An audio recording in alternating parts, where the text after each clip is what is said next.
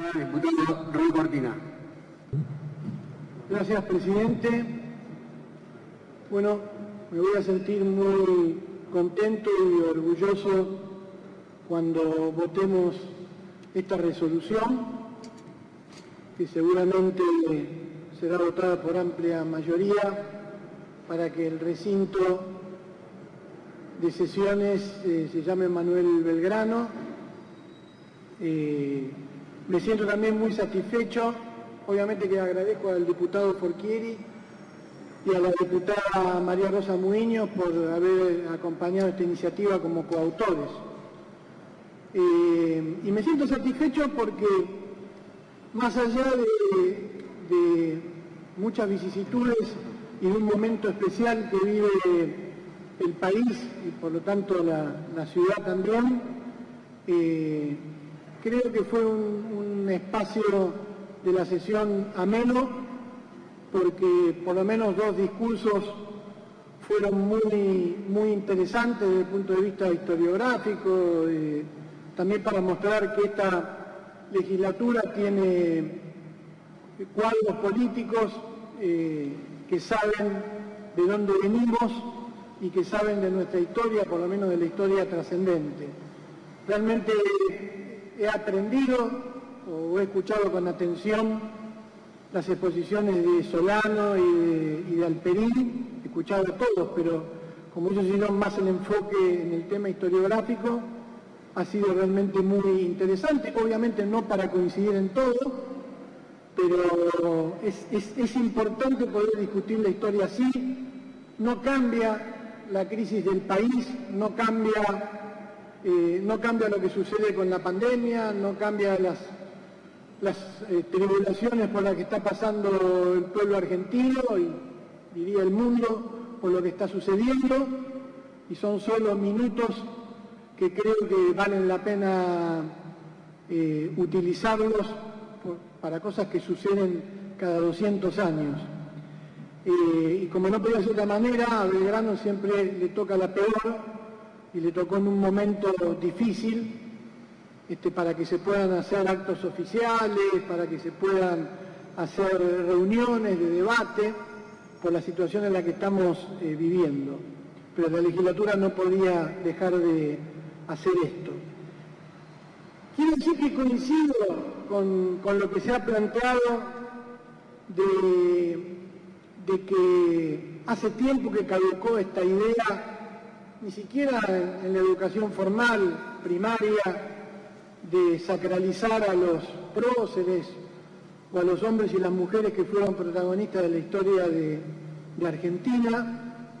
Eso caducó, y caducó para siempre. Y también creo que es un error convertir o forzar lo que fueron en una época tan distante de estas, hombres y mujeres, e incluso traerlos a la época que vivimos, y no conformes con eso, involucrarnos en los conflictos de nuestra época. Eso también es un error, como sacralizarlos y convertirlos en lo que muchos de nosotros cuando éramos chicos y leíamos el Villiquen, era la historia del Villiquen. Pero de todas maneras, me parece que hay que ser cuidadoso cuando se hacen los análisis en este caso de los próceres de Mayo, en primer lugar porque hay algo que es fundamental, que es el tiempo, ¿no? Son de otra época. No se le puede pedir a Belgrano, a San Martín, a Moreno, a Castelli incluso, que eran los más radicalizados, que piensen como pensarían hoy los progresistas o la gente de izquierda en sus distintos matices, como piensan hoy, ¿no? Pero claramente tenían en esa época un pensamiento de avanzada. ¿Qué le rescato yo a los Belgrano, a los Castelli, a los Moreno, pero sobre todo a Belgrano, que pudieron trascender sus fronteras de clase? Porque Belgrano pudo haber tenido una vida muy cómoda. No cualquiera iba a Europa y tenía el permiso del Papa para leer los libros prohibidos de la época. Es evidente que estaba muy apalancado, es decir, su posición económica, la familia, las relaciones que tenía. Él podía haber tenido una vida muy fácil, podía haber seguido en un cargo para siempre, podía haberse atendido de la sífilis que tenía con algún médico, con el sistema de atención que debería haber en ese momento en Europa, que seguramente estaría más avanzado que el del Virreinato del Río de la Plata, o el país que se estaba configurando después de la Revolución de Mayo. Sin embargo, él, Rica, no se peleó, tuvo un complejo con su padre, esto lo describe muy bien el último libro de Alperín Dongue, bastante polémico e interesante, en virtud de que hace una crítica a la improvisación de la generación de Mayo, es crítico con Belgrano, recomiendo que lo lean, muy interesante, justo antes de morir. Pero sin embargo Belgrano eligió el camino más difícil, trascendió sus fronteras de clase. Y yo creo que tuvo, si ustedes me permiten muy sintéticamente, 2 o 3 hechos que fueron fundamentales, que siempre se dicen con la bandera, con la celeste y blanca, que amamos, por supuesto, pero hay toda una historia también muy Villiquen de eso. Belgrano estuvo en los momentos claves de la historia de Argentina en el lugar en donde tenía que estar. Previo a la Revolución de Mayo, fogoneó y buscó, como pocos, equivocándose, por supuesto, con su teoría del carlotismo, etcétera, etcétera, que estas tierras sean autónomas, ¿sí? Después, en el proceso de en 1800, el 25 de mayo y el 22 de mayo fue absolutamente protagónico, todos lo saben, eso nos lo cuenta la historia de Villiquen, pero era el que tenía que dar la contraseña en el cabildo por si había alguna trampa de los realistas, y entonces iban a entrar allí los chisperos y la Revolución de Mayo no iba a ser tan edulcorada como terminó siendo, porque fue una revolución inteligente, pacífica. Pero después, entre 1810 y 1816, siempre estuvo un paso adelante planteando la necesidad de avanzar hacia la independencia, porque si no, no se entiende cómo puede instalar 2 batallas a orillas del Paraná que se llamaban Libertad e Independencia, y por qué desobedece al triunvirato y crea una bandera, o no sabía que iba a causar una reacción en Rivadavia y en el triunvirato, y lo hizo porque quería avanzar, y después junto con San Martín fueron los que fogonearon la independencia y que nos dejáramos de embromar en el Congreso de Tucumán. Entonces, tuvo posiciones muy importantes, y hay algo que, y en ese contexto la bandera es importante, porque es nuestra, porque la amamos, pero además porque era el símbolo que él buscaba para reafirmar que íbamos a una nación distinta, que la máscara de Fernando se tenía que caer, que teníamos que configurar un nuevo país. Pero hay algo que es injusta, la historia con Belgrano, señor presidente, es que si la Argentina le debe la liberación a un general, no es precisamente a San Martín. Soy admirador de San Martín, he estudiado mucho de San Martín, incondicionalmente admirador. Pero ustedes saben, liberó medio continente, a la Argentina, a Chile y a Perú. Bueno, es inexacto con la Argentina.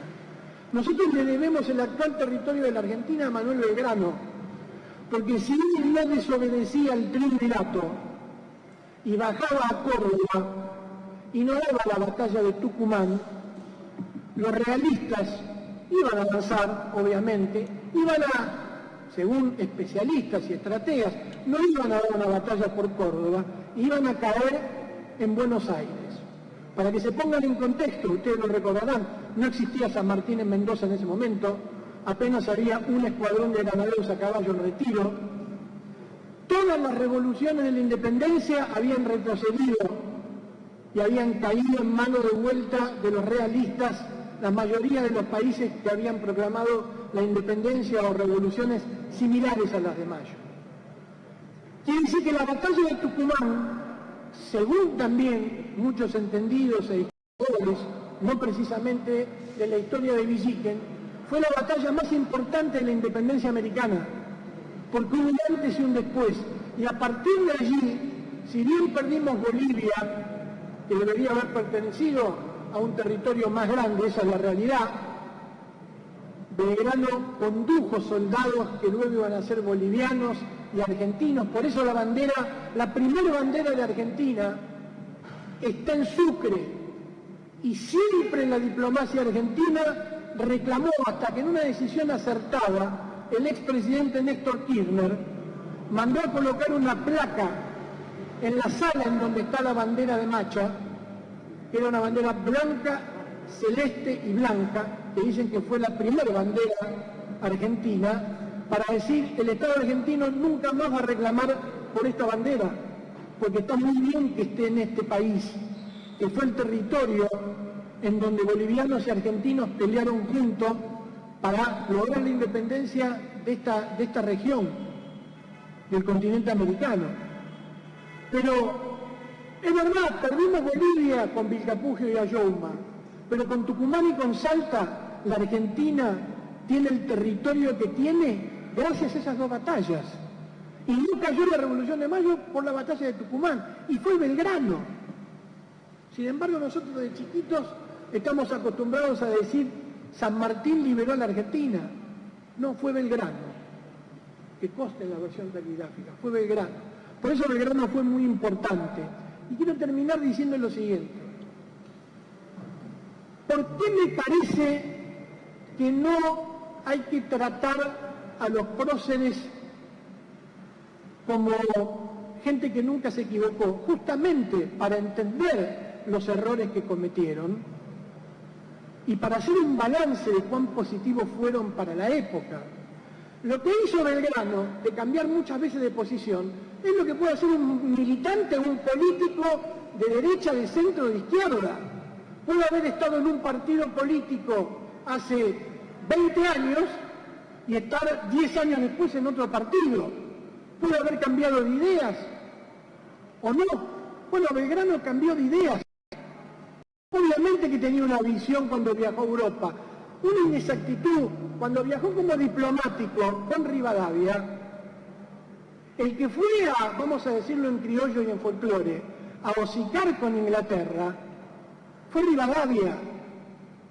Belgrano no tuvo nada que ver. Hoy todos los historiadores, incluso los revisionistas, plantean que había una orden secreta a Rivadavia de un sector de la dirigencia política para negociar con Inglaterra. No fue el caso de Belgrano, es una inexactitud.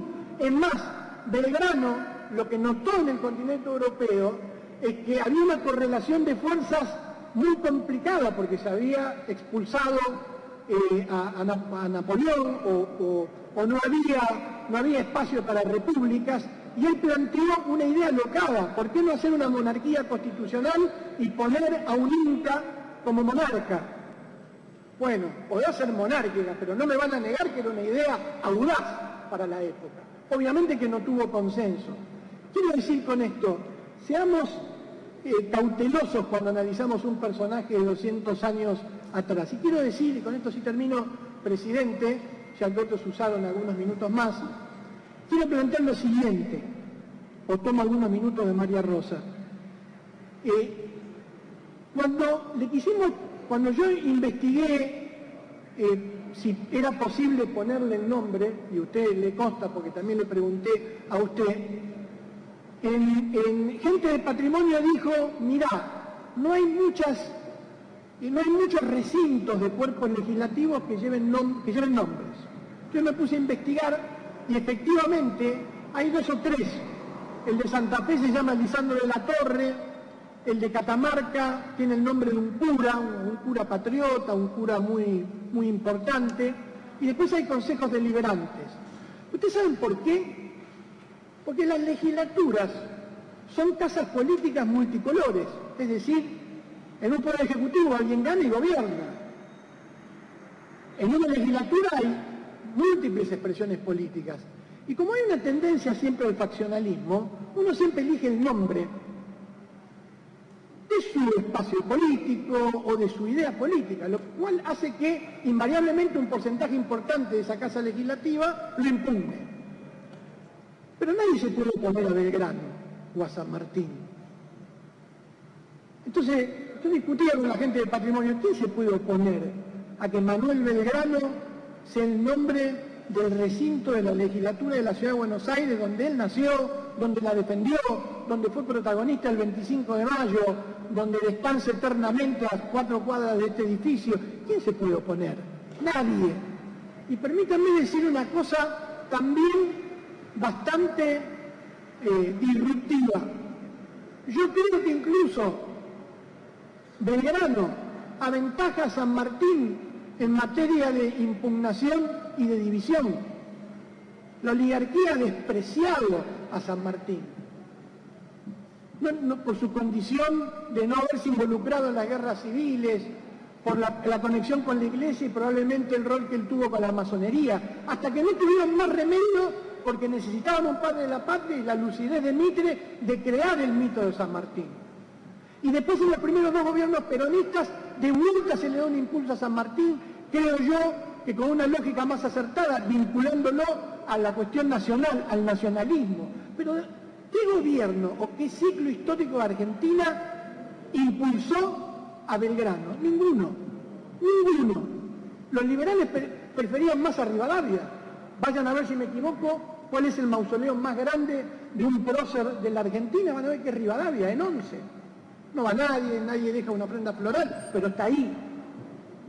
Mucho más imponente que el de San Martín en la catedral o el de Belgrano en la iglesia de Santo Domingo. Diputado. Ya termino. La oligarquía se lo tuvo que comer a San Martín, ¿sí? Ahora, siempre lo impugnan, todavía está hoy la teoría, es agente inglés, no es agente inglés. No hay impugnaciones para Belgrano, yo les voy a decir por qué. Porque el pueblo argentino intuye 2 o 3 cosas. Primero, que como diríamos ahora, fue una gran persona, que se equivocó muchas veces, pero fue una gran persona.